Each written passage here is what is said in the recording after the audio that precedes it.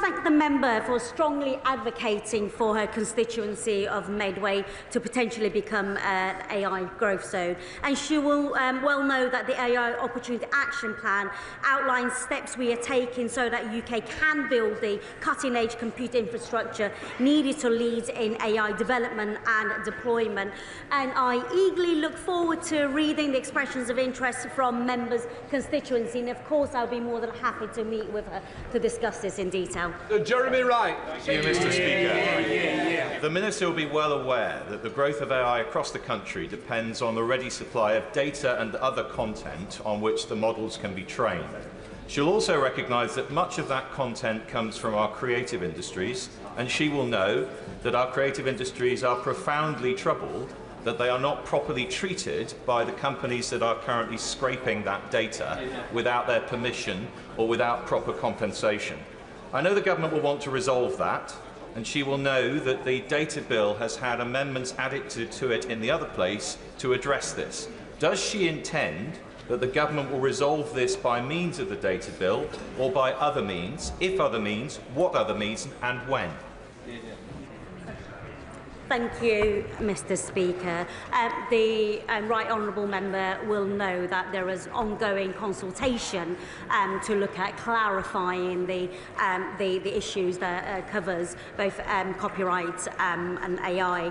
And there will be a statement, as you know, this afternoon on the data bill, which will cover this issue in more detail. But as you also know, the consultation ends on the 25th of February, after which we'll be reviewing the responses to see what we need to do. We come to topicals. Patrick Hurley. Topical number 1, please, Mr. Speaker. Thursday. Thank you, Mr. Speaker. When it comes to embracing AI, Britain is leading the world.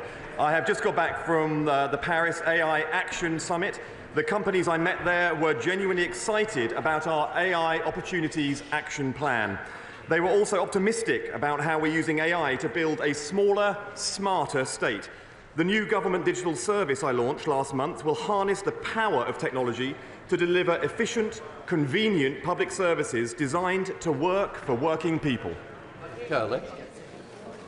In recent months, it's become obvious that some social media companies' algorithms are not being run in the pursuit of a commercial imperative, but rather in the service of the political interests of their host country.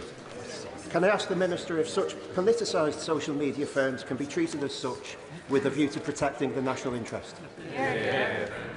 I'm grateful for his question, but I'm also grateful for the leadership that he's shown in his community in Southport during extremely difficult times. The Online Safety Act applies to all people, all users, and that includes measures and in existing legislation to tackle misinformation peddled by foreign states. But he has a very specific challenge with his community. I'm willing to meet with him if he would like, and if he'd like to bring members of his own community to express to me directly the impact these issues have had on him and his community, I would be very willing to take that meeting. Secretary of State Alan Back. Thank you, Mr. Speaker. The Conservatives secured a £450 million investment from AstraZeneca to expand their Merseyside vaccine factory. When the Chancellor wrecked the deal, AstraZeneca tried to save it by increasing that investment to over £500 million. So why did Labour still walk away, handing jobs and investment to our competitors? The honourable gentleman says that they secured a deal. Well, the deal was announced in March. The general election was in July. Where was the deal? Where was the funding for it? Where was the written agreement? There was nothing. Alan Mack. Mr. Speaker, when Labour negotiates, Britain loses. AstraZeneca are investing over £4 billion in Singapore, the US and Canada. They could have invested in our country too. What is Labour doing now to bring back the deal they destroyed? There was a deal by WhatsApp that was never followed up by the Treasury, never followed up by ministers, no meetings between AstraZeneca and their government. Their government lets Britain down every time, which is why the country turned to Labour, and Labour is delivering. Mr. Speaker, the Payment Systems Regulator found that more than half of bank transfer scams recorded in 2023 originated on Facebook, Instagram or WhatsApp. What progress has the Secretary of State made in making sure that tech companies are held to account for fraud originating on their platforms. He makes a very good point. It's one of the things that we specifically need to look at later when we move forward with the data bill in committee. Perhaps he'll be sitting on the bill committee. Who knows? David Reid. Thank you, Mr. Speaker. The Prime Minister has just held talks for a UK-EU defence and security partnership, of which the development of artificial intelligence will have been a key theme. However, last night the UK chose not to join with EU countries in signing the international agreement on AI. So can the Secretary of State please explain this dissonance in the government's approach? At the Paris summit, let me congratulate firstly President Macron for laying on an incredible summit that brought together governments, tech companies and investors, and Britain's voice was heard loud and clear, which is why we're delivering such extraordinary investment into this country. Most of the aspects that were negotiated, the Labour government signed up to and was fully engaged in. In a few areas, we will put Britain's interest first, and a couple of other countries didn't sign too. I don't hear him criticising them. Just Athwell. Thank you, Mr. Speaker.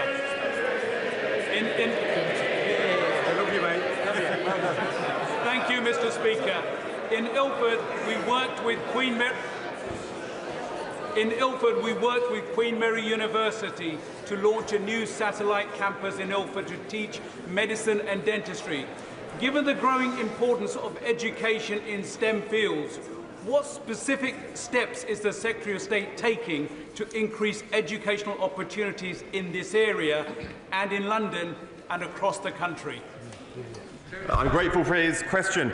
The government is working to develop a world-leading science and technology skills base that will drive economic growth and opportunity for all. We're committed to expanding the access and participation in science and technology education, and we're partnering with universities to build the skills and workforce across the United Kingdom.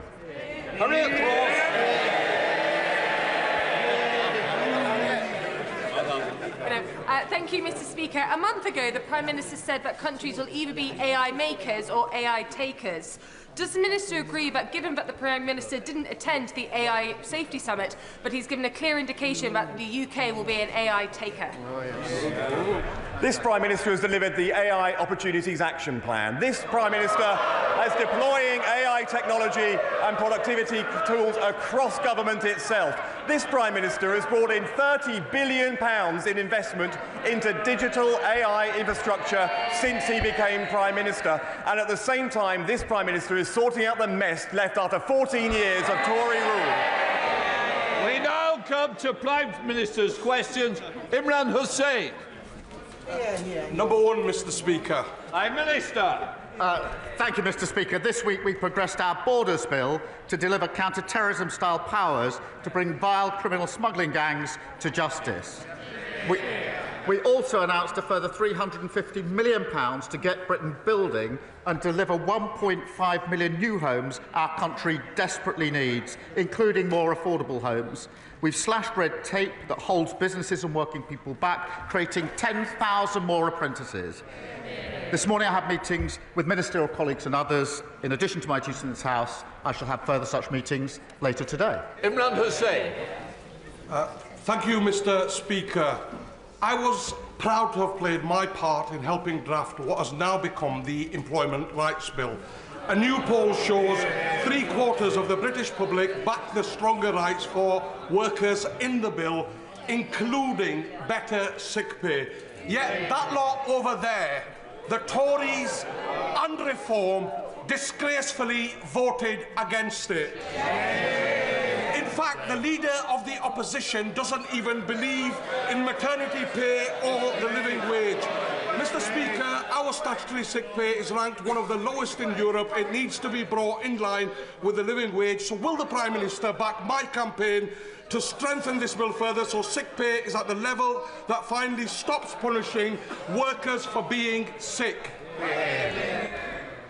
Mr. Speaker, our plan for change delivers the biggest upgrade in workers' rights in a generation to our Employment Rights Bill.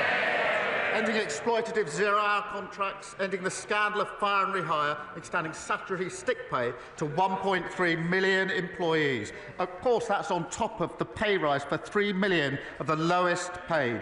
I would have thought the Leader of the Opposition might actually sort of support day one protection employment rights, given where she's going, but she thinks maternity leave is excessive. Our plan is pro-worker and pro-growth.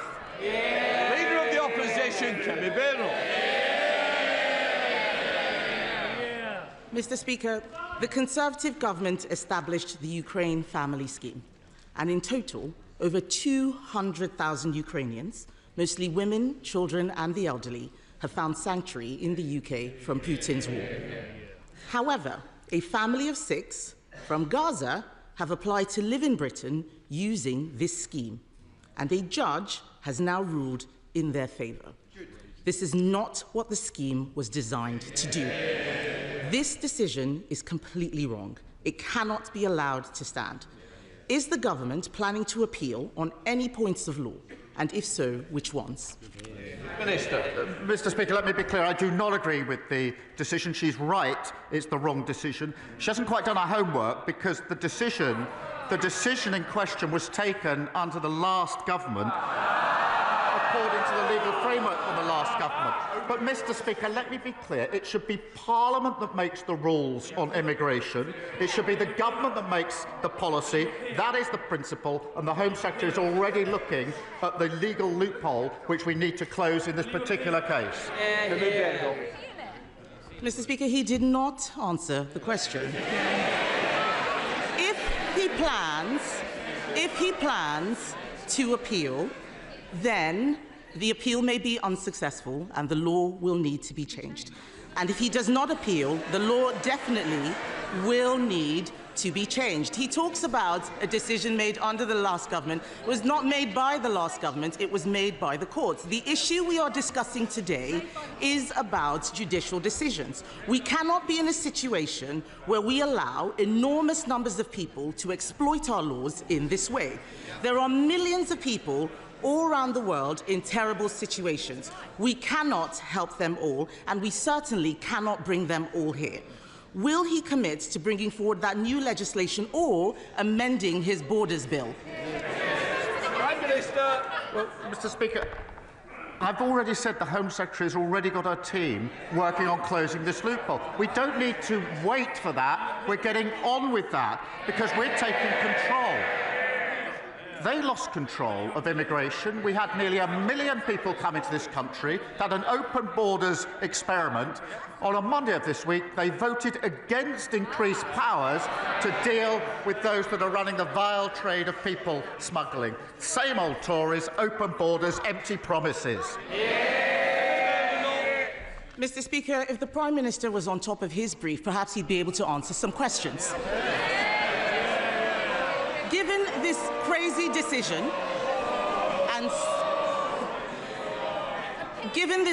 decision and so many others, new legislation is needed to clarify the right to a family life in Article 8. I'm not talking about what he just said. I know Labour MPs don't understand much of what they're saying, but the Prime Minister literally wrote a book on the European Convention on Human Rights. This is a situation where we need to put our national interest before the ECHR. Does he agree that we should legislate even if lawyers warn that this might be incompatible with human rights law? She complains about scripted answers and questions. Her script doesn't allow her to listen to the answer.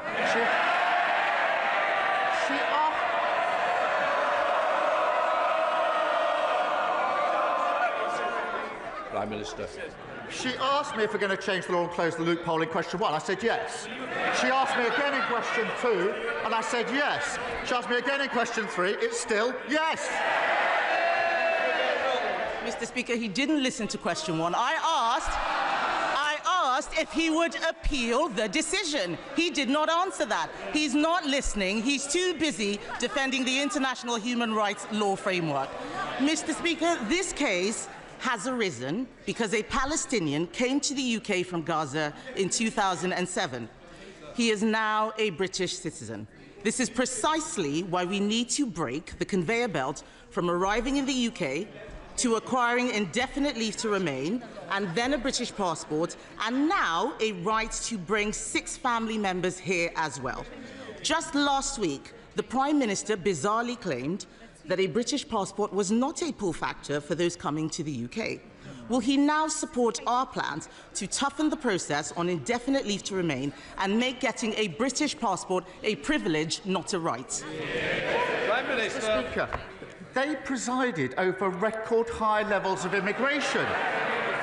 Reached nearly 1 million. It was a one-nation experiment in open borders. And she was the cheerleader. She was the one campaigning for more people to come and thanking her own side when they supported her campaign. So before she lectures us, I think she needs to reflect on her own record and her own record here. Mr. Speaker, he is the Prime Minister now. The people out there want to know what he is going to do about the situation. He needs to spend less time whining about the last government and do his job. I thought, Mr. Speaker, that the Prime Minister and I both agreed that Israel had a right to defend herself. Yet the judge in this case noted that the family were facing a humanitarian crisis, and I quote, as a consequence of the Israeli government's indiscriminate attempts to eliminate Hamas, and government lawyers accepted this. Is the Prime Minister allowing lawyers to change the position on Israel? And was this because of advice from the Attorney General? And if not, why on earth did government lawyers accept the argument that Israeli actions were indiscriminate? Prime Minister. They put the complete opposite argument. She talks about on top of her breath. She has no idea what she's talking about. I'll tell her again. We need to change the law. That's why the Home Secretary is already closing the gap. I know the script doesn't allow any adaptation, but this is getting tedious. Mr. Speaker, the Prime Minister has not read the judgment. I suggest that he does. There are very serious questions now. There are very serious questions now being asked about the Attorney General, the Prime Minister's personal friend and donor. Even Labour ministers are concerned. One Labour peer, Lord Glassman, has called him the absolute archetype of an arrogant progressive fool. Yeah. If we are serious about protecting our borders, we need to make sure we appoint people who believe in our country and everything we stand for. It is not clear the Attorney General does. The government is now recruiting a new Chief Inspector of Borders who lives in Finland and wants to work from home. This is not serious. Why should the British public put up with this? Prime Minister.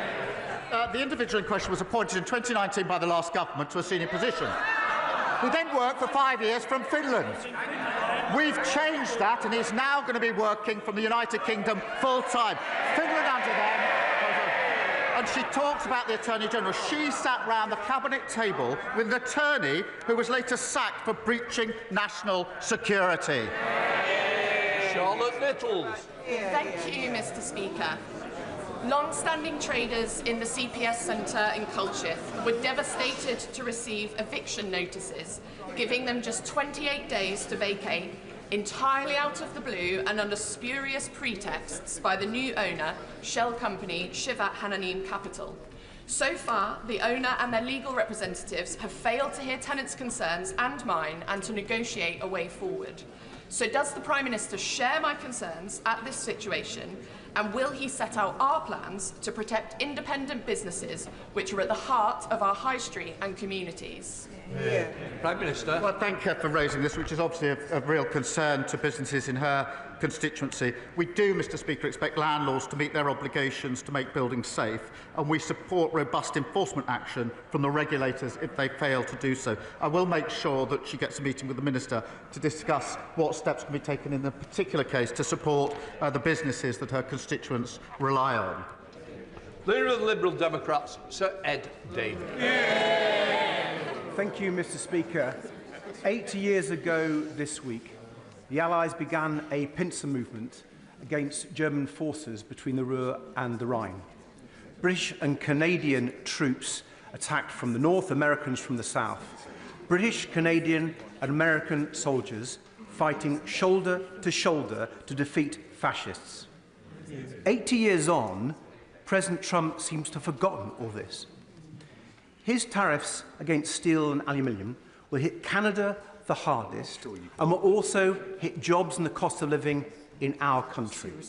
So in reminding President Trump who America's true and long-standing friends and allies really are, will the Prime Minister also prepare a plan for tariffs in return, starting with tariffs on American electric cars?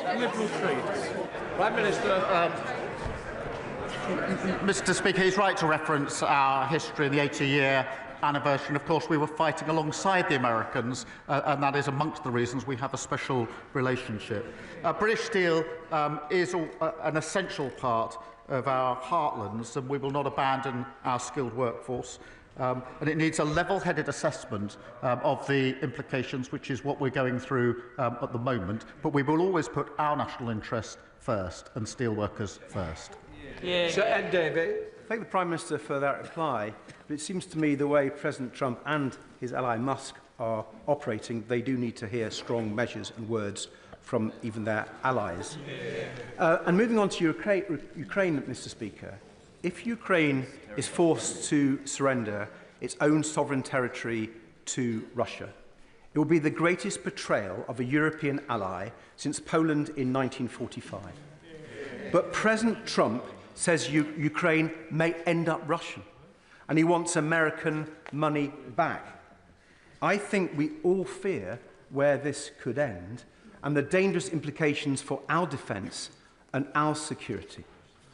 So can the Prime Minister reassure this House that he and other European leaders have given sufficient support to President Zelensky so that he can't be bullied by Trump and Putin into accepting a deal who will effectively hand victory to Russia? Prime Minister. As he knows, I met President Zelensky in Kyiv just a few weeks ago at my 8th meeting. The position since the outbreak of this conflict has been a united position across the House of supporting Ukraine, and I was able to reiterate my position, which is we must put Ukraine in the strongest possible position. That matters now just as much as it mattered at the beginning of this conflict, the strongest possible position, and I did discuss with him what more we can do, what more our allies can do to put Ukraine in the strongest possible position. Kim Leppich. Thank you, Mr. Speaker. 2 years ago, from the benches opposite, I published my Healthy Britain report, recommending a cross-departmental approach to improving health and wellbeing. Now that we're in government, I'm delighted that ministers have hit the ground running, because running is obviously very healthy for you. So will the Prime Minister confirm that last week's announcement of an increase to the public health grants, which will help local services focus more on prevention and early intervention, is just the start of a long-term strategy that will make Britain healthier, happier and more productive, reduce pressure on the NHS and promote growth? Well, I thank her for highlighting the important role that local communities play in supporting healthy lifestyles. I'm delighted, Mr. Speaker, we're providing almost £4 billion for the local health services that people rely on, and that's things like health visitors, stop smoking services and drug abuse treatments. I'll make sure that she meets the relevant minister to discuss. Saoirse Eastwood. Thank you, Mr. Speaker. Prime Minister, I get it. Nobody wants to get into a trade war. But, you know, unlike Peter Mandelson, sometimes you've got to stand up for what you believe in. My friends here in the DUP have learnt nothing from their mistake of backing Brexit and think that tariffs are a laughing matter. No. But would you agree with me that actually we need to stand up for ourselves, we need to back our workers, we need to back our businesses, not just in Lagan Valley, but indeed across the UK? Yeah. Well, yes, of course. The US and the UK share a strong and balanced trading relationship.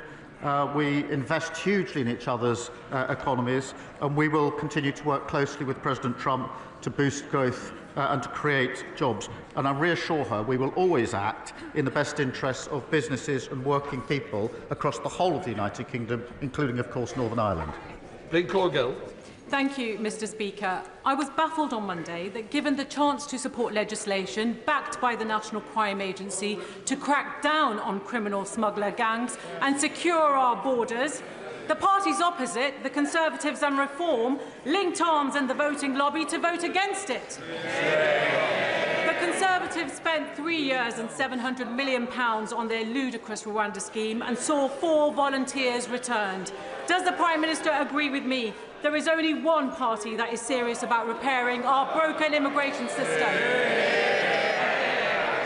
Yes, Mr. Speaker, and let me remind them what they voted against earlier this week in our Borders Bill. They voted against, that's Reform and the Tories, they voted against making it an offence to organise the buying, selling and transport of small boats, against making it an offence to endanger lives at sea, against and powers to arrest suspected people smugglers before the smuggling takes place. They voted against. They voted for open borders, both of them.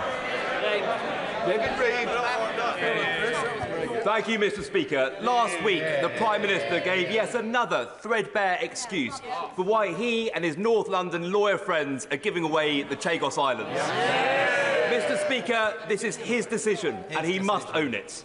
More importantly, he can't tell us, the British taxpayer, how much this is going to cost.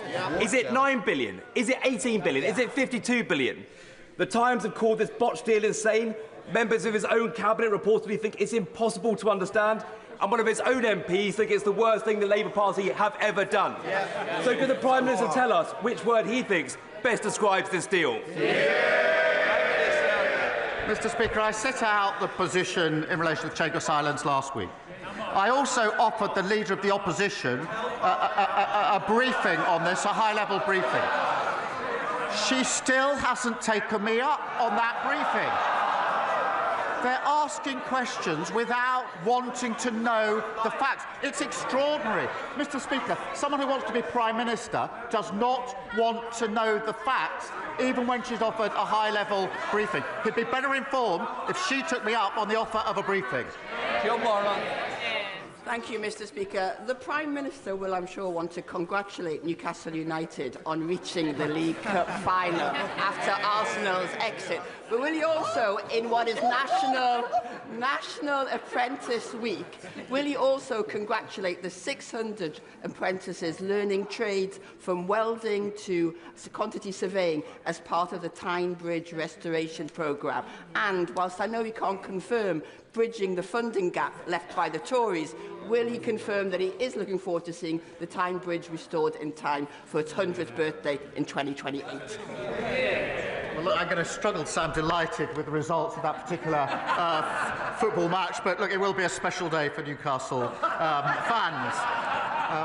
But the Tyne Bridge is an iconic North East landmark, and I congratulate the apprentices who are helping to restore this vital piece of infrastructure. As usual, the Tories made empty promises that they had no intention of keeping, including £2.9 billion worth of transport commitments that were never funded.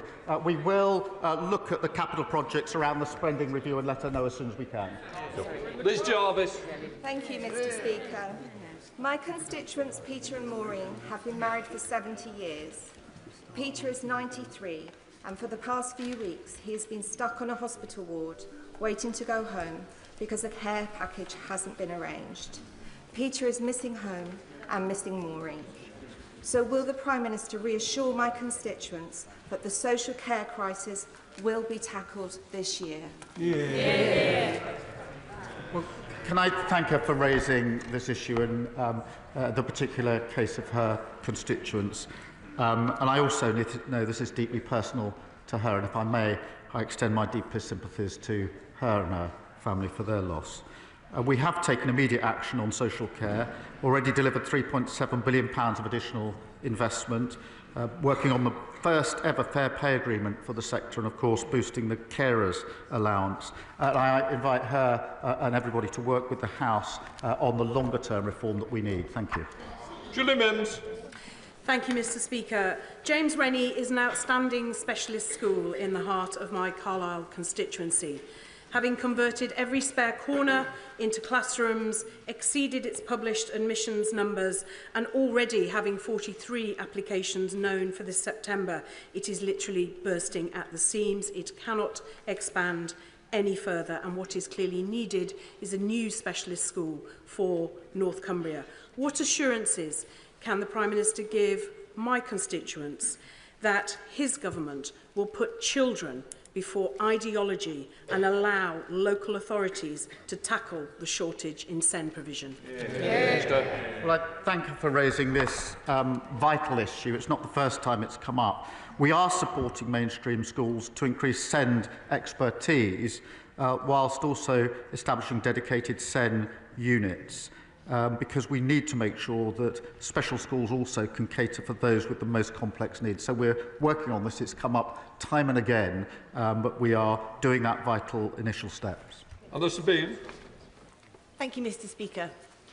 Dorothy House is an amazing hospice that supports terminally ill people in Frumeney, Somerset and their families, including my good friend Lisa. Next year, Dorothy House will be looking forward to celebrating 50 years of service, but they will also be facing an additional cost of £422,000 thanks to increases in employers' national insurance. Will the Prime Minister commit to meeting with me and representatives of the hospice sector to hear first-hand the impact of NICs and to work with them to find a solution? Prime Minister. Mr. Speaker, everyone deserves high quality and compassionate end-of-life care. The honourable member knows we inherited a £22 billion black hole in our public finances. That's why we took the difficult but right decisions to invest in our public services. I do recognise the pressure that hospices are facing, and that's why we invested £100 million into hospitals with an additional £26 million to support children and young people's hospices. And I will make sure she gets a meeting with the relevant minister. John Hodge. Thank you, Mr. Speaker. A significant part of the dreadful legacy left by the previous Conservative government is a chronic underfunding of transport infrastructure, especially in the North East, as we've just heard from my honourable friend. So does the Prime Minister agree with me and the North East Mayor Kim McGuinness that redevelopment of the Leamside line, the disused Leamside line, that would reconnect Gateshead with Durham North, and increasing the capacity on the East Coast Main Line would help bring the metro to Washington in my constituency and would bring much needed jobs, growth and opportunities to my region? Well, I thank her, and both she and the North East Mayor are dedicated campaigners on this issue. The party opposite left us a host of unfunded promises, and public transport is in dire condition. Expanding the metro network has huge potential to drive growth and unlock new housing. I'm pleased that progress is being made on the business case. Second Batty. Thank you, Mr. Speaker. Earlier this week, we learned that the Prime Minister's close friend, the Attorney General, has in the past advised Caribbean nations on seeking trillions of pounds in reparations. He's been a key player in the surrender of the Chagos Islands and the related fiasco there, which will cost the taxpayers up to £18 billion, and has even advised Jerry Adams, who is standing in line to get compensation from the British government in Northern Ireland legacy payments, the quantum of which could cost up to £2.7 billion. Given the Attorney General's track record, does the Prime Minister have faith in his motives, and does he have confidence that his best friend represents good value for the British taxpayer? Mr. Speaker, we've long had the principle that everybody's entitled to legal representation in this country. That means that lawyers don't necessarily agree with their client. Now, the Conservative Party used to believe in that principle. If they now disagree with that principle, they should go and see the victims of very serious crime, including sexual crime, and tell them that under their provisions, the lawyer who disagreed with the perpetrator wouldn't be able to represent them, meaning that victims will be cross-examined by perpetrators because lawyers disagree with the perpetrator. That's never been the Conservative Party position. If it is now, they should say so. Thank you, Mr. Speaker. Allergy School, launched just this week by the Natasha Allergy Research Foundation, is a free programme to support children with food allergies. Allergic disease is a growing issue in this country, with over 20 million people in the UK being affected. For this reason, it has never been more important for us to have a national allergy strategy and an allergy czar to drive and coordinate that action. Will the Prime Minister join me in welcoming this programme, and will he meet with me and the Foundation to talk about how we can work together to drive this issue forward? Well, I thank you for raising this really important issue, because hospital admissions for allergies have risen sharply, particularly in the last 2 decades. I do welcome the work being carried out by the Natasha Allergy Research Foundation. We will respond to the recommendations of the National Allergy Strategy Group in due course, and I'll make sure she gets a meeting with the relevant minister to discuss it. Thank you, Mr. Speaker. My Oxfordshire constituency of Didcot and Wantage has seen a 35% population increase in the last 20 years. My constituents recognise the need for affordable housing, but the current planning system isn't delivering the GP surgeries, dentists and transport options that they need. Will the Prime Minister restore faith in the planning system and, as well as focusing on housing numbers, deliver the local targets for health services and wider infrastructure that growing communities need? Well, thank you for this question. We are, of course, delivering the 1.5 million homes, but we're creating communities as well for the future, and so he's right that that must include good schools, GPs and reliable transport links. That's what makes a good community. And just today, Mr. Speaker, we announced an additional £350 million to deliver more affordable homes, so more people can realise the dream of home ownership. Toby Perkins. Thank you, Mr. Speaker. This week is National Apprenticeship Week. As co-chair of the APPG for Apprenticeship, I can tell the Prime Minister that employers are very pleased to see the announcements this week that will make a real difference both in terms of the completion rate and the flexibility around apprenticeships. Does the Prime Minister agree with me that schools should be promoting apprenticeship alongside A-levels and other options? And can he tell us what more he's going to do to support more young people to get into an apprenticeship? Well, I'm very pleased that he's raised this issue and that we'll be able to give employers more flexibility over maths and English requirements. This is really important, Mr. Speaker. There are very many young people who didn't get the maths qualification they wanted at the time, but are very well suited for the future, want to play their part, and now they can get apprenticeships under the changes that we've made. And that's 10,000 extra apprenticeships. This is delivering for them, giving them a chance for the future to contributing, of course, to our economy. Thank you, Mr. Speaker. Mr. Speaker, yesterday the Farming Minister told a conference of farmers that farming is not high in the pecking order for this government. Given the heartless family farm tax, is his minister correct? Yes or no? Farming's top of the agenda as far as I'm concerned. That's why we put £5 billion to support farmers in the budget. They failed to spend £300 million on their watch on farming, and we set out our roadmap, which has been welcomed by the NFU, as she very well knows. It was described as long overdue. I wonder who didn't do it before. Mr. Jewess, I'm sure you don't want to be leaving today. It's not the best day. Right. Natasha Irons. Thank you, Mr. Speaker. As a graduate of the Croydon Youth Philharmonic Orchestra, the Prime Minister will know that youth services can broaden a young person's horizons beyond what they could ever imagine. But with national spending on youth services seeing a 73% decline since 2010, can the Prime Minister outline how this government will bring youth services back into our communities? Will he look at giving them the statutory protections they deserve? And will he visit Croydon East to see firsthand the vital role these services play in my constituency? Well, Mr. Speaker, my days in the Croydon Youth Philharmonic Orchestra were a long time ago now. But we do fully recognise the importance of youth services to help young people save lives and live safe and healthy lives. We've been developing our plans for the new National Youth Strategy to bring power back to young people and help every young person realise their potential. Christine Jardine. Thank you very much, Mr. Speaker. Every 22 minutes, a child in this country loses a parent or a loved one. That's 40,000 children every year facing a trauma which many of us here know can last a lifetime. Charities such as Winston's Wish do a fantastic job of providing support for young people, particularly when schools are closed or there's no one else to turn to.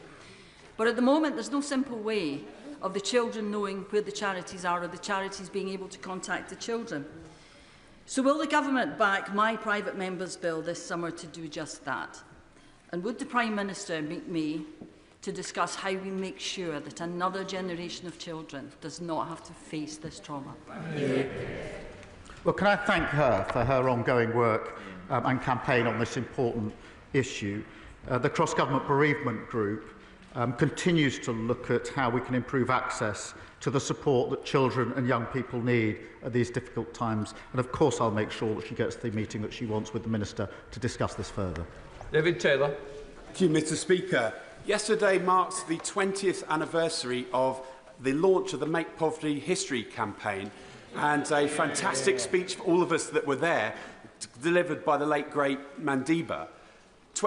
That campaign inspired a generation of campaigners and a great Labour government to deliver unprecedented action to tackle global poverty, lifting millions out of poverty. Will the Prime Minister join me in paying tribute to some of those campaigners and commit to doing all he can to ensure that Britain is playing its full part in helping eradicate global poverty today? It's a really important issue. We do pay tribute, and of course we continue to play our full part.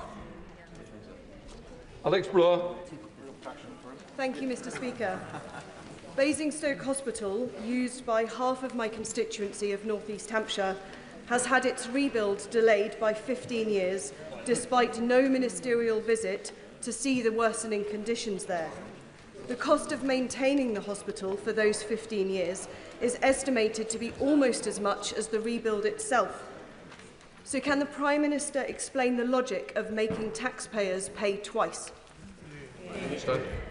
Mr. Speaker, her constituents are right to be frustrated about the empty, unfunded promises that were left behind by the Conservatives, a point made by her and, of course, by the Labour MP for Basingstoke. Under the previous government's plan, a new hospital in Basingstoke would simply not have been delivered because it was unfunded. It was a promise without anything behind it. We've put in place a funded deliverable plan which will see the hospital built, and we'll work closely with the Trust to ensure that it is. Dr Becky Cooper. Thank you, Mr. Speaker. The government's devolution plans are a welcome progressive development to shift power and resources from Whitehall to our communities. But there are, of course, discussions now around the process and realisation of benefits for our communities. So can the Prime Minister assure my residents in Worthing West, and indeed all constituencies starting priority devolution programmes, that Sussex devolution will give us meaningful control over our local priorities, including housing, transport and social care? Minister. Well, I thank her for raising devolution, which will see her constituents in Sussex get meaningful control over local priorities. The devolution priority programme, Mr. Speaker, will see a wave of mayors elected next year, including in Sussex, and I believe that those with skin in the game make the best decisions about their communities. Final question, Andrew Mitchell. Thank you, Mr. Speaker. Mr. Speaker, the Prime Minister will be well aware of the Global Vaccination Fund, Gavi, one of the United Kingdom's great success stories. It's vaccinated from deadly diseases over 1 billion children under 5. It presents real value for money to British taxpayers, and over 80% of our constituents support it. Will he give the House today an undertaking that Britain will continue this leadership and make a decisive pledge at next month's replenishment conference? Well, I'm grateful that this is a really important issue. As he rightly points out, I've long supported it and will continue to support and share details with him just as soon as I can. But it is important, have supported it, will continue to do so. Thank you. Right, that completes Prime Minister's questions.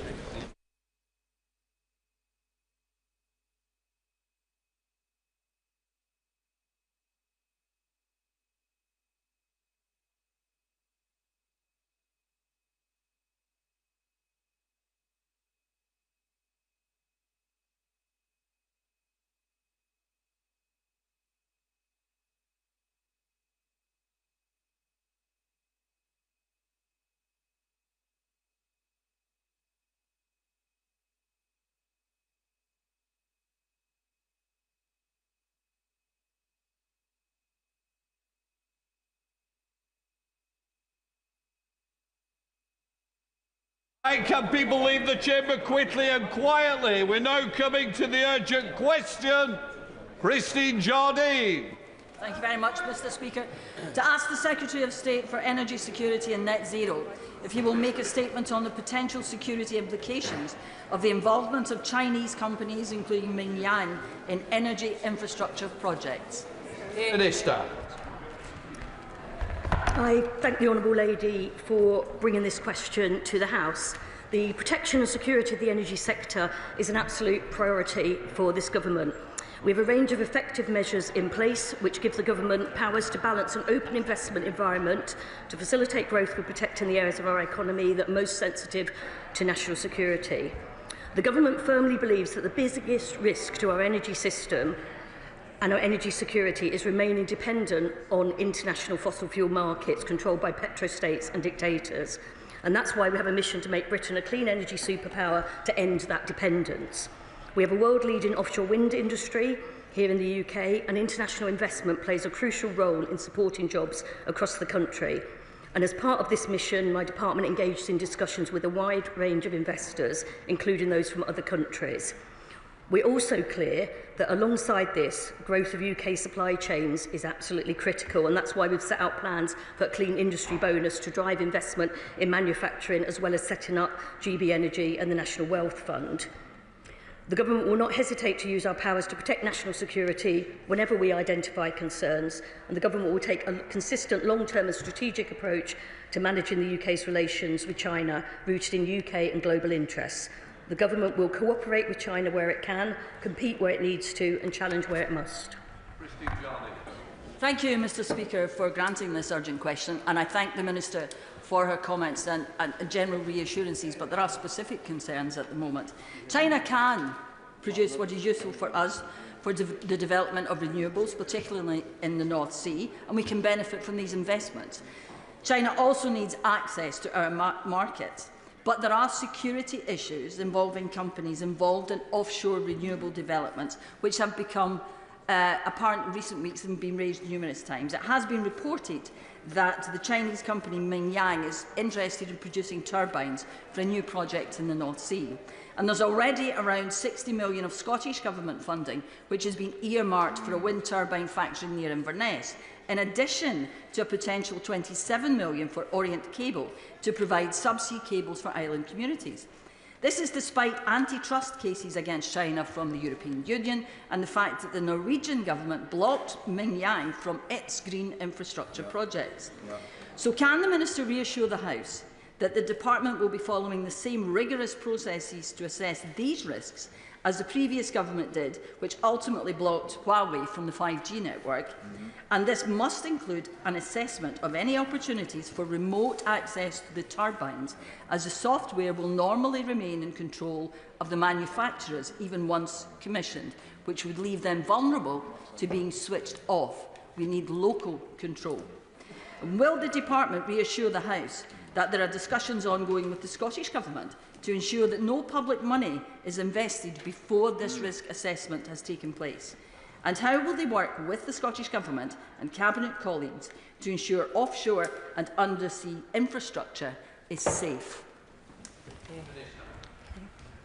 Thank you. The honourable member raises some really important concerns, and they're concerns that we're very much alive to. As I said in my first answer, energy security is absolutely critical to the work of DESNZ, and that's why we have the Clean Power Mission, to end our dependency on fossil fuels.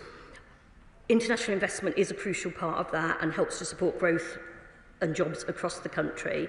And as part of that, we have discussions with a wide range, variety of international investors. But we do absolutely recognise this needs to be balanced against national security implications.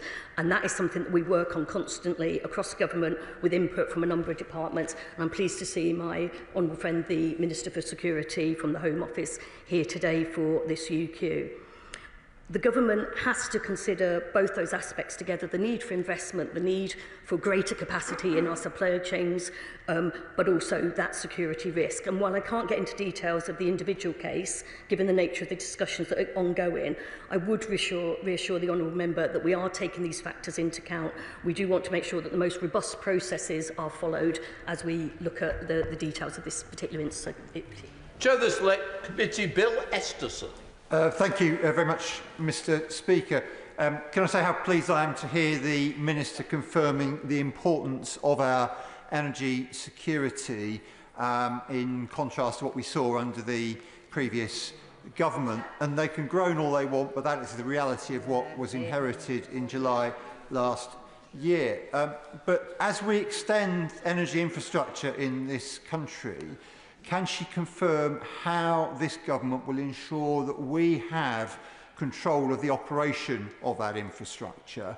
And does she also agree that it is vitally important that through the industrial strategy we see the renaissance in our manufacturing and greater resilience in our supply chain, all of which adds to the energy security of this country? I thank my honourable friend for that question. He's absolutely right that as part of getting this investment into infrastructure, dealing with capacity issues in our supply chain is absolutely crucial. It's one of the reasons why through the National Wealth Fund we invested in lithium in Cornwall last week. So in terms of a critical minerals strategy, we want to maximise the natural resources that we've got where we can. As I said, we want to make absolutely sure that security concerns are addressed as well when we look at which investors do invest in our new economy.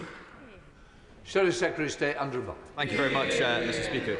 Mr. Speaker, the indication that Mingyang will get the green light from the Treasury to supply wind turbine technology to the Greenvolt wind farm in the North Sea is concerning.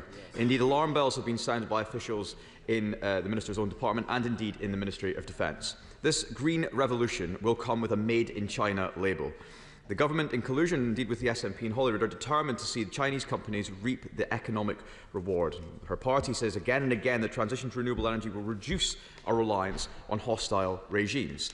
Chinese-controlled technology embedded in our critical energy infrastructure is evidently a threat to our security. Can the Minister assure us that she is taking this threat seriously? And can the Honourable Lady explain how using wind turbines made by Mingyang reduces our reliance on foreign states? Mr. Speaker, just last week, I, along with many MPs in her own party, were briefed by the Royal Navy on the vulnerability of our subsea communications and energy infrastructure. We have also seen a pervasive rise in sabotage attacks on subsea cables in the Baltic, affecting our Scandinavian allies.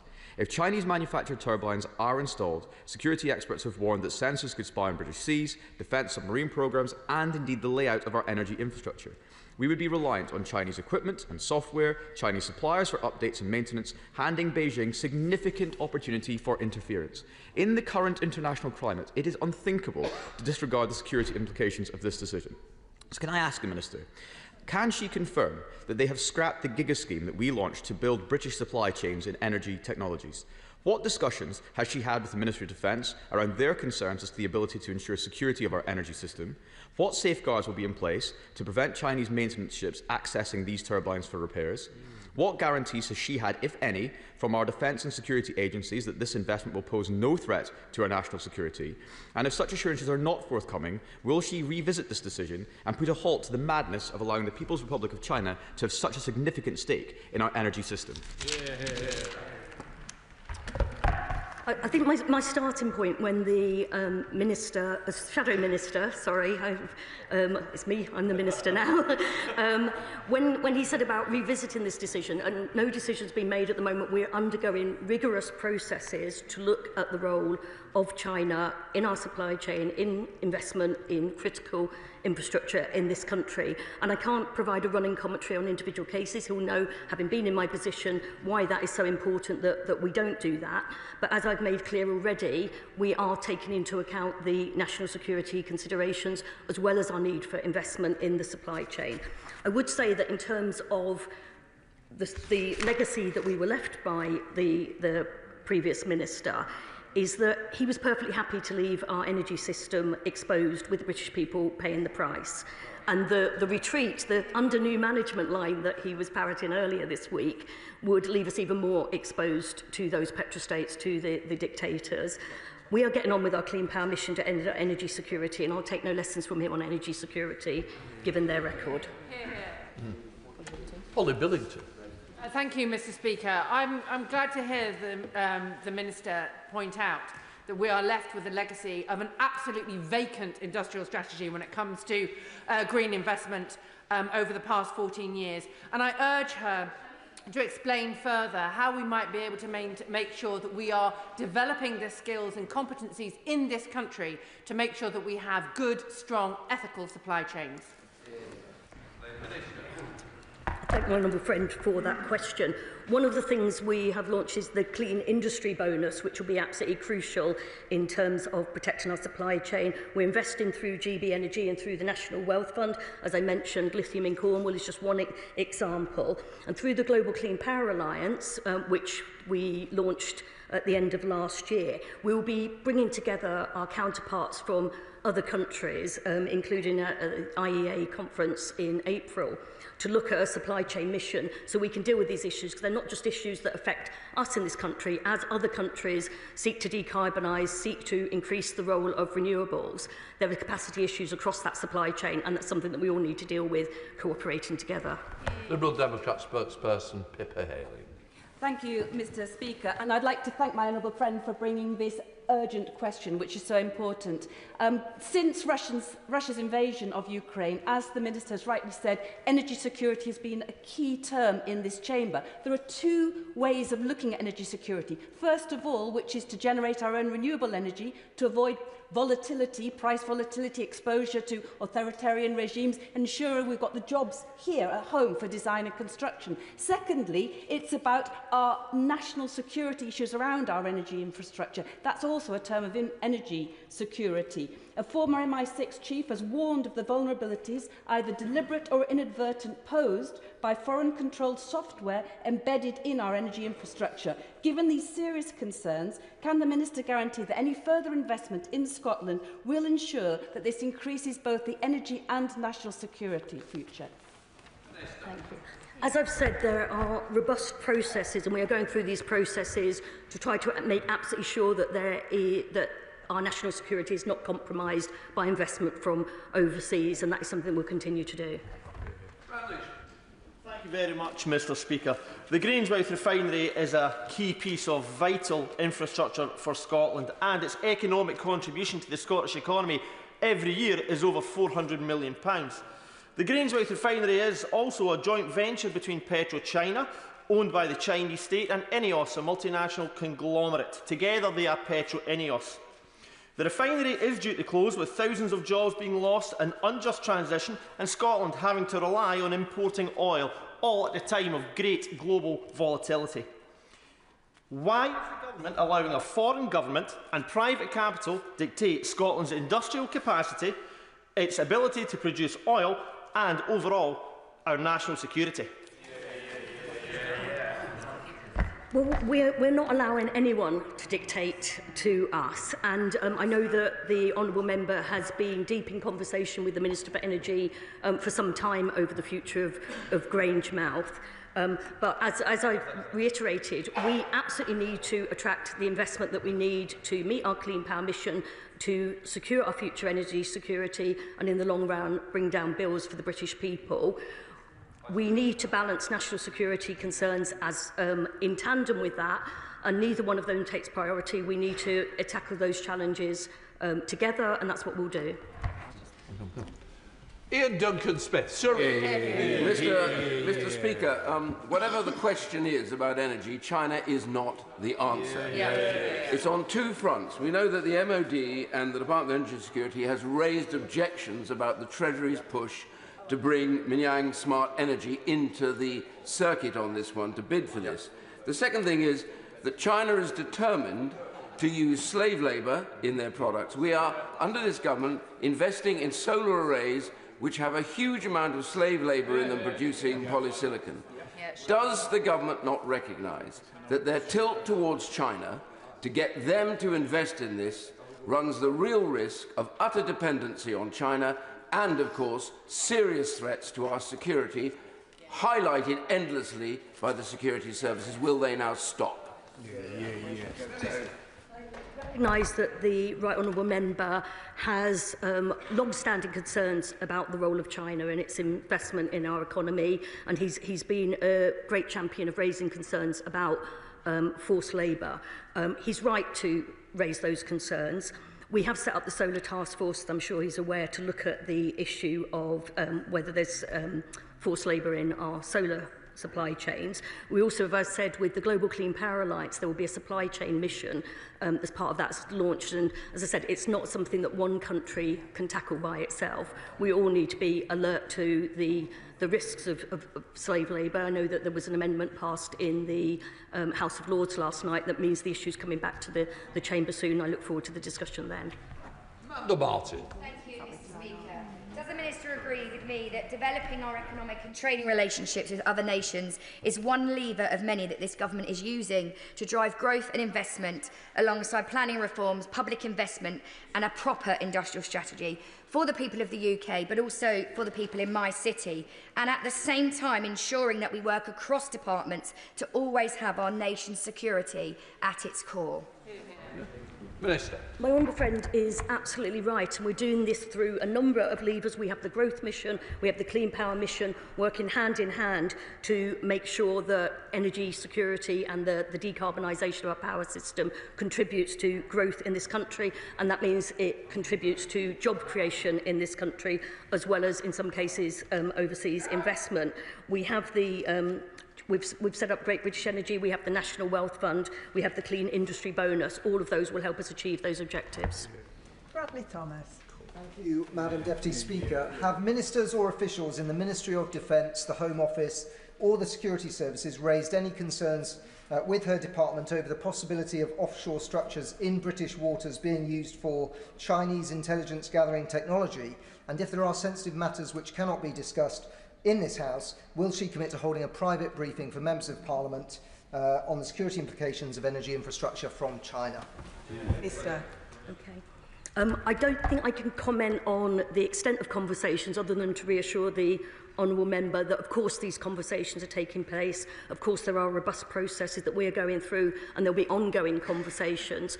Again, because it's not my specific role, I wouldn't be able to say whether that is information that can be shared. I don't think it can be shared on a day-to-day basis, but perhaps if there's a briefing that we could arrange with members to give them some reassurance as the general approach, I'll investigate whether we can do that. Melanie Arm. Thank you very much, Madam Deputy Speaker. I have to say I'm surprised at the benches opposite. They seem to have forgotten when they were pushing on this country the golden era of the relationship between the UK and China. And some of this is the legacy that remains from their time in government. And so I think that they should just be careful about how they're approaching this conversation. And I would just like to take the opportunity to point out to the Minister the role that Grimsby plays in servicing and supporting operations of offshore wind, not only around UK waters, but also as far as Taiwan.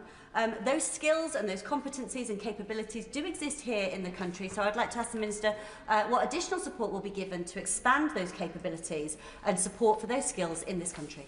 Minister.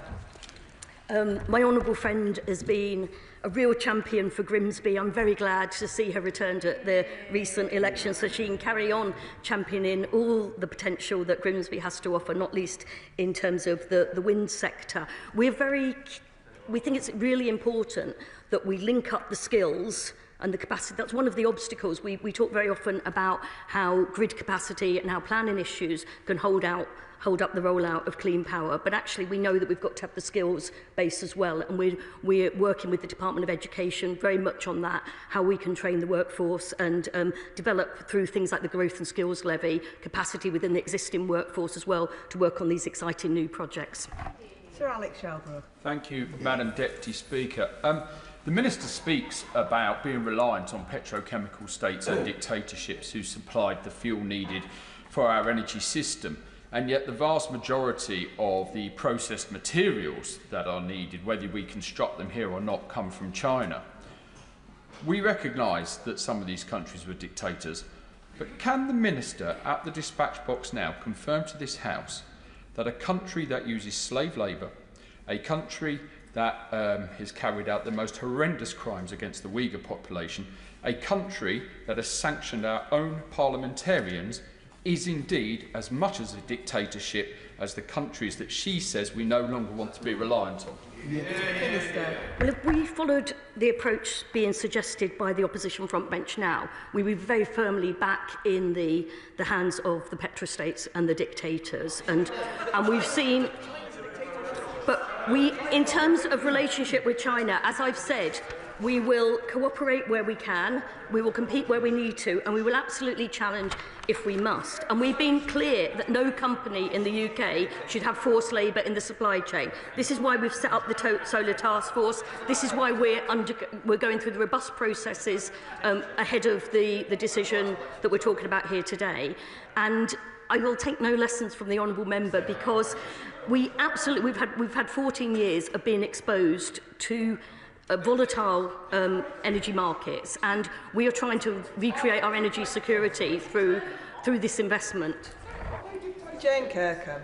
Thank you, Madam Deputy Speaker. Would the Minister agree that after a real neglect of our energy infrastructure for the last 14 years, setting up GB Energy to help UK ownership of energy production in the future can only be a good thing, and our investment in critical minerals in Cornwall particularly, and the supply chain for floating offshore wind, will be crucial to secure our national security? Minister. On the one hand, the honourable members raise concerns about critical minerals being imported from abroad. And then when my honourable friend from Cornwall, who again is a real champion for her area, when she praises the investment that we have put into lithium extraction in Cornwall, they start jeering. And but through GB Energy, through the National Wealth Fund, we will continue to do that investment. Claire Young. Thank you, Madam Deputy Speaker. To have true energy security, we need homegrown capability at all stages of the development of renewable energy infrastructure, from the earliest research to maintenance and decommissioning. So can the Minister tell me what steps she is taking to ensure that we have that homegrown full life cycle capability? Minister. I think from the honourable member's question, she may be talking about community energy. I'm not quite clear, but no.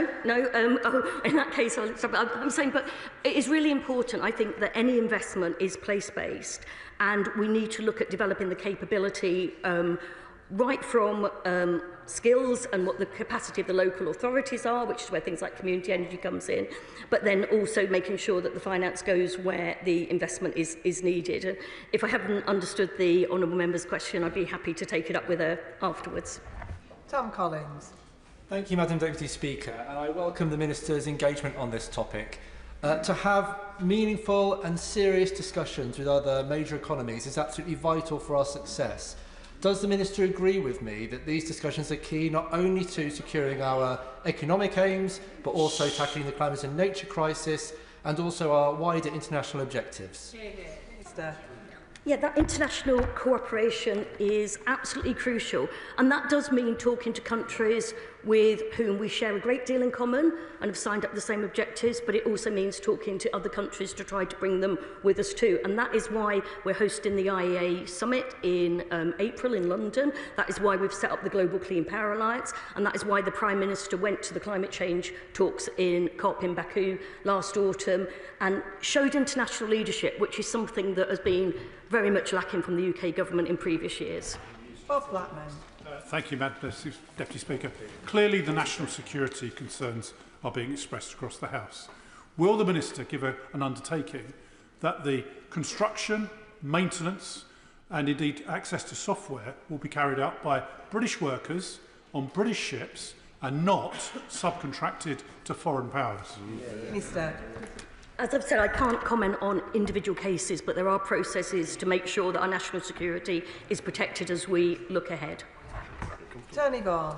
Thank you, Madam Deputy Speaker. I welcome the Minister's reassurance about the Government's rigorous scrutiny of energy projects involving Chinese technologies, and I understand the argument that at the current stage of our transition to net zero, we may need to look further afield to meet our domestic energy needs. But will the Minister agree with me that the long-term plan ought to be to reduce reliance on Chinese technology in the UK energy sector and rather to use British-made green technologies where there can be no concerns around national security or about ethical supply chains? Minister. Yeah, I agree absolutely, and that's why we are doing all we can to increase capacity through things like the Clean Industry Bonus, through investment from the National Wealth Fund, through the role of GB Energy and all the other measures that we'll be taking our industrial strategy to try to ensure that we keep the jobs in the UK and we create new jobs in the UK too.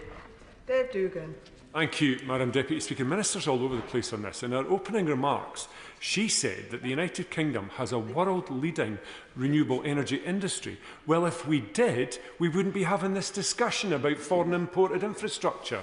So will she commit to understand, notwithstanding the total failure of the Tories over 14 years to invest in the industrial base of renewable energy manufacturing across the United Kingdom, what is her strategy and her government strategy to get right in front of this, not just in terms of manufacturing, but also in terms of resource supply, enterprise resource planning, intellectual property? What is the big shift that this government has got planned? Because I just hear jibber-jabber.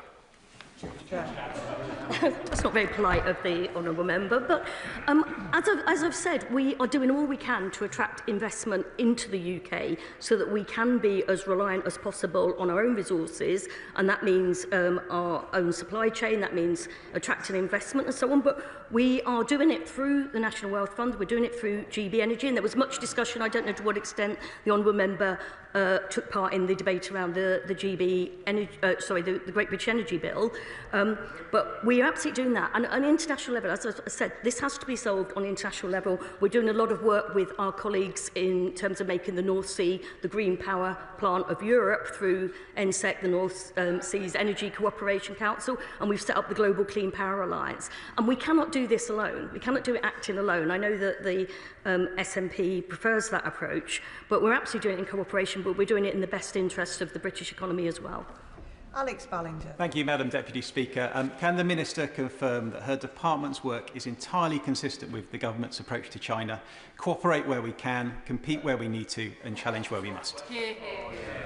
Minister. I mean, that is exactly our approach, and that is the right approach. I don't know whether the opposition front bench would advocate not cooperating with China where we can, but they're an incredibly important player on the world stage, and we gain nothing from completely turning our backs on them and not engaging in that dialogue. Andrew Snowden. Thank you very much, Madam Deputy Speaker. Following Russia's illegal invasion of Ukraine, we saw how Russia responded in the global terrorist and sanctions market by trying to use its dominance in the nuclear fuel market to put pressure on the allies of Ukraine.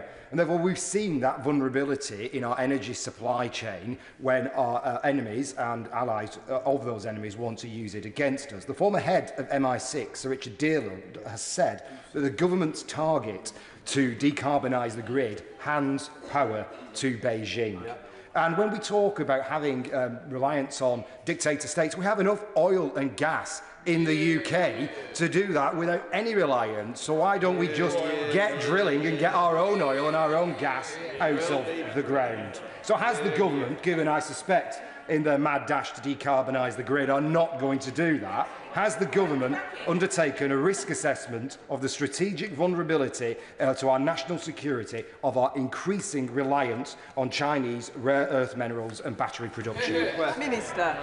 I think I have already made very clear, Madam Deputy Speaker, that there are ongoing conversations about that, and we take national security incredibly seriously when we look at investment decisions.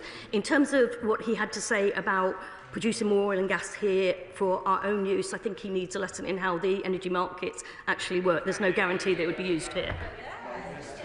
Harriet Cross. Thank you, Madam Deputy Speaker. The issue with this is the rush that the Labour government have to decarbonise by 2030. Because of that rush, we do not have the capabilities in this country at the moment to fulfil all the requirements that are needed to deliver those projects. Until the point where we will always be reliant on overseas powers, overseas people like the Chinese government, like Chinese manufacturers, to deliver what we need in order to decarbonise. Is this government prepared and happy to sacrifice our national security and our energy security in order to reach that 2030 target? Minister. That sounds very much like the honourable member has made the case for an industrial strategy that ensures that we can match demand with supply, and that's an approach that was particularly missing from the last government. Sammy Wilson. Thank you, Madam Deputy Speaker. Almost on a weekly basis, we are lectured by the net zero obsessed Secretary of State that the race for renewables is necessary in order to give us a secure future supply of energy in this country. And yet, the renewable industry is increasingly dependent upon Chinese technology and rare earth metals, which the Chinese control 70% of. So we're placing our future energy supply in the hands of a dictatorship which has proved itself in other states to be willing to use the infrastructure to blackmail the countries in which it's based. Is this not a case that we should be looking at the supply of fossil fuels that we have in this country, decades of gas and oil which could be used? We would secure this, we'd be sure that we could use it and we wouldn't be interfered by others in using it. Minister. We absolutely believe that the best route to energy security is by our Clean Power by 2030 mission and further investment in renewables, and that remains our stance. Final question, Jim Shannon. Thank you, Madam Deputy Speaker. Can I thank the Minister for her answers to the questions? The Minister will be aware that the costly environmental obligations which government imposes on home manufactured goods are not adhered to by many other nations, which prevents our UK manufacturers from being able to compete on many occasions. Combined with human rights breaches routinely carried out by the Chinese business on Uyghurs, on Falun Gong, on Christians and many other ethnic minorities. Does the Minister not agree that these considerations must be equally weighted with cost, and it will seem that human rights and Chinese production will never add up, and this must inform any contract offered by this nation of ours? Thank you. Minister. I think that the honourable member has frequently raised, well, he's frequently raised almost every issue you can think of in this chamber, but I know that I've taken part in very many debates about human rights in countries of concern overseas over the years. He's absolutely right to flag those concerns. As I said, we have the Solar Task Force, we have the Supply Chain Mission with the Global Clean Power Alliance. We are very much alert to this. We do not want to see forced labour or any form of modern slavery in our supply chains, and that is something that we're absolutely determined to take action on. That concludes the urgent question. We now come to the statement, and I'll allow a few moments for the front benches to swap over and members to come in.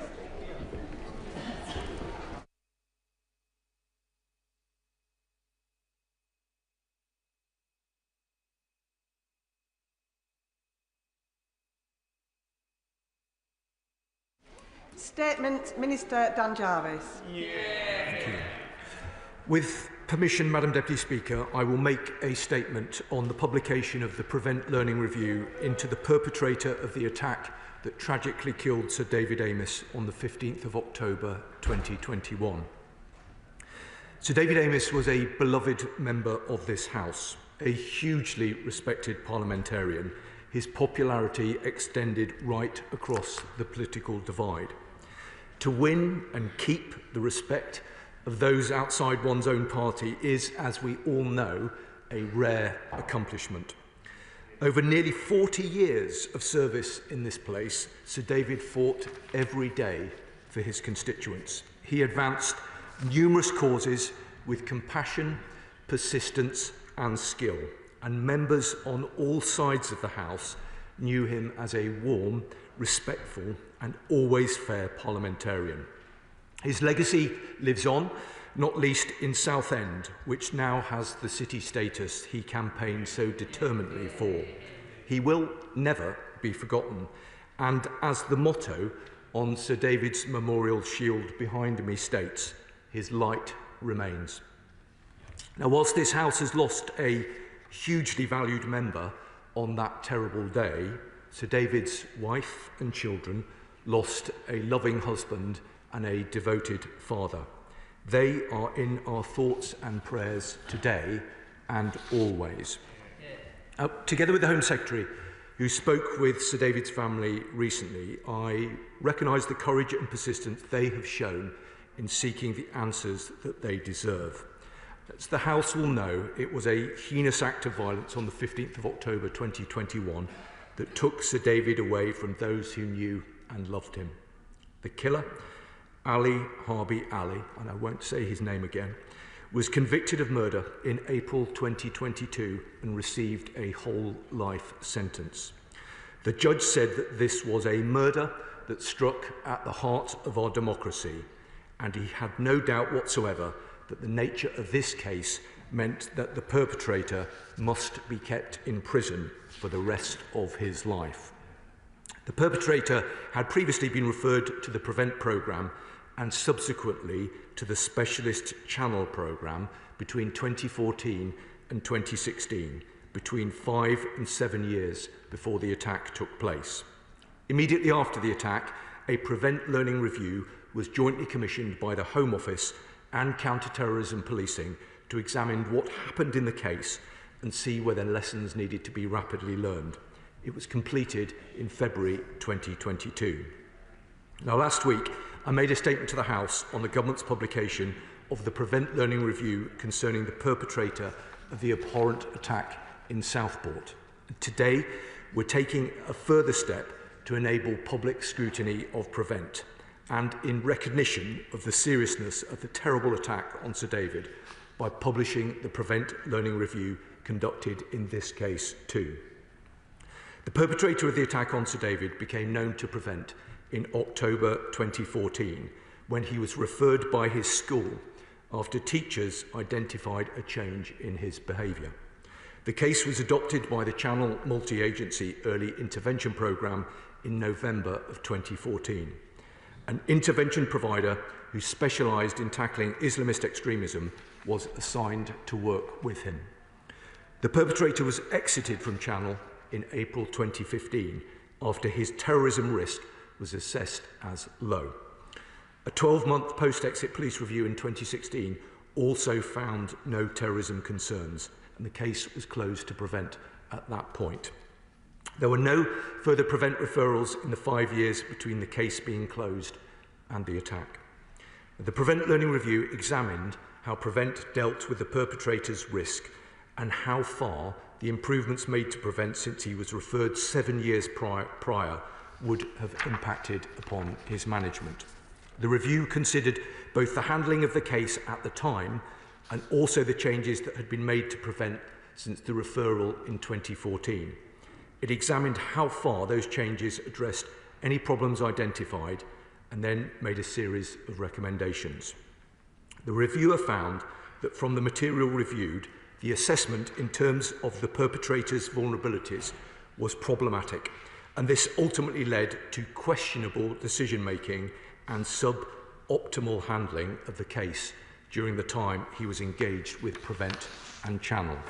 It identified that the vulnerability assessment framework was not followed, with the perpetrator's symptoms being prioritised over addressing the underlying causes of his vulnerabilities. The reviewer ultimately found that while PREVENT policy and guidance at the time was mostly followed, the case was exited from PREVENT too quickly. The reviewer identified 6 issues, namely that the support given did not tackle all of the vulnerabilities identified, record keeping was problematic and the rationale for certain decisions was not explicit, responsibilities between police and the local authority were blurred, the tool used for identifying an individual's vulnerability to radicalisation was outdated, the school that made the referral to PREVENT should have been involved in discussions to help determine risk and appropriate support, and the tasking of the intervention provider was problematic, with a miscommunication leading to only 1 session being provided instead of 2. The reviewer then examined how far changes in the PREVENT programme since 2016 had addressed these issues. The reviewer recognised the significant changes that had been made to PREVENT since the perpetrator was managed, in particular the introduction of the statutory PREVENT and Channel duties under the Counter-Terrorism and Security Act of 2015. The reviewer concluded that over the intervening period there have been considerable changes to policy and guidance for both the police and the wider PREVENT arena, including Channel. Whilst a number of the issues in the perpetrator's case would most likely not be repeated today, there were still a number of areas which could be considered as requiring further work in order to mitigate against future failures. The reviewer made 4 recommendations for actions to further strengthen PREVENT. These were to improve the referral process, strengthen the initial intelligence assessment process, update the tool used to identify vulnerability to being drawn into terrorism, and to not reduce data retention periods. Since the report, the Home Office and Counter-Terrorism Policing have fully implemented all 4 recommendations. First, a single national referral form was launched to encourage a consistent approach to referrals, building this into new training packages and mandating its use via statutory guidance. Second, training has been delivered to police staff to strengthen the initial intelligence check stage, ensuring their understanding of PREVENT is robust. Third, a new PREVENT assessment framework was rolled out in September of 2024. This replaces the tools previously used to assess all referrals and cases in the PREVENT system. And fourth, data retention periods were fully reviewed in 2023, and a joint decision was taken by the Home Office and Counter-Terrorism Policing to maintain retention review periods at 6 years or 6 years after the 12-month review for channel cases. In addition to the publication of the PREVENT Learning Review, we recognise the significant concerns that remain over the way in which PREVENT dealt with the perpetrator, as well as the need to ensure that the recommendations it suggested for improving the scheme have been properly implemented. Last week, I set out to the House a series of new reforms instituted by the government to strengthen the PREVENT programme, recognising the vital work done by officers across the country to keep people safe. That included the creation of a new independent PREVENT Commissioner. And I can today inform the House that the Home Secretary has asked the PREVENT Commissioner to review the PREVENT programme's interactions with the perpetrator in this case and ensure the implementation of all relevant recommendations. We will ensure that the Amis family have the support they need to engage with the PREVENT Commissioner in this work so that they can have confidence that it will get to the truth about any failings in the scheme. Madam Deputy Speaker, 2 further important issues have been raised which are relevant to this case: local policing and members' security. On local policing, concerns have been raised by the Amis family about the way in which Essex Police handled this case. A complaint has been made and referred back to the local force by the IOPC for consideration. That process must be allowed to follow its course. However, I can inform the House that the Home Secretary has written to the Chief Constable and the Police and Crime Commissioner of Essex Police, asking them to set out how the investigation will be conducted and to be kept updated as the investigation progresses. Secondly, on members' security, this is something that the Home Secretary and I care deeply about, and I know that it is a matter to which Mr. Speaker attaches the utmost importance, as will all members right across this House. A review of security measures for MPs commissioned under the previous government has concluded, and all the recommendations have been implemented. We must ensure that the learnings from this case have been properly implemented, and I want to take this opportunity to thank Mr. Speaker for his continued leadership on these matters. The Speakers' Conference is specifically considering what reforms are necessary to further improve MPs' security and safety. This is another important step. And the Leader of the House, the Home Secretary and myself look forward to working closely with the Speaker and with all members to ensure that the facts of the appalling murder of Sir David are properly considered as part of the Speakers' Conference work, and that the Parliamentary Security Department implements the recommendations it made following the review it conducted into the aftermath of Sir David's death. I'm also grateful to previous Home Secretaries and Security Ministers for their efforts in this area. Our democracy is precious, and this government will defend it against any and all threats, not least through the Defending Democracy Task Force, where we are mounting a whole-of-government response to combat these threats, including ensuring that elected representatives can perform their duties safely and without fear. Madam Deputy Speaker, to conclude, I want to pay tribute once more to Sir David. He was a giant of this House, and we miss him dearly. In all that he did, Sir David epitomised public service at its best. It is beyond a tragedy that we can no longer seek his advice or rely on his wisdom. We can, though, follow his example and devote ourselves every day to the task of building a better and safer Britain. That is our shared challenge, Madam Deputy Speaker, and under this government, nothing will matter more. I commend this statement to the House. I call Chris Phillips, Shadow Minister. Thank you, Madam Deputy Speaker. And let me start by thanking